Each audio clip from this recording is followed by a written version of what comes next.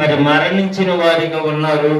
ఎందుకు పనికిరాని మమ్మలను సజీవులు భూమిలో సజీవులుగా ఉంచి నీ కృపతో మమ్మలను బ్రతికించినందుకు నీకే స్తుతులు చెల్లిస్తూ ఈ దిన పరిచర్యను నీకు అప్పగిస్తూ ఉన్నాను. నా దేవా, మరి ఎవరైతే బలహీనులుగా వచ్చారో వారందరూ యేసు నామములో బలము పొందుదురుగాక.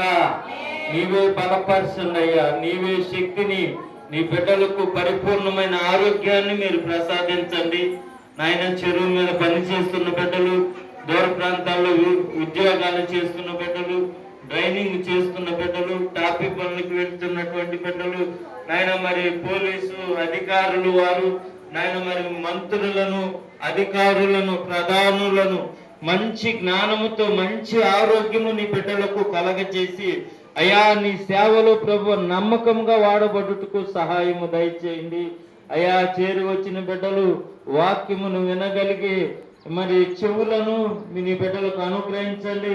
హృదయము దున్నుకొని హృదయములో ఉన్నటువంటి ప్రతి కలుపు మొక్కలను తొలగించుకొని అయా పవిత్రపరుచుకొని నీ వాక్యము చేత ఉదక స్నానము చేయబడి పవిత్రపరుచుకునే కృపను మీరు అనుగ్రహించండి అయా. ప్రతి హృదయంలో నీ వాక్యం అనే విత్తనము వేసి నా దేవా నీవే 100 అంతులుగా 30 అంతులుగా 60 అంతులుగా ఫలించే కృపను అనుగ్రహించండి అయ్యా.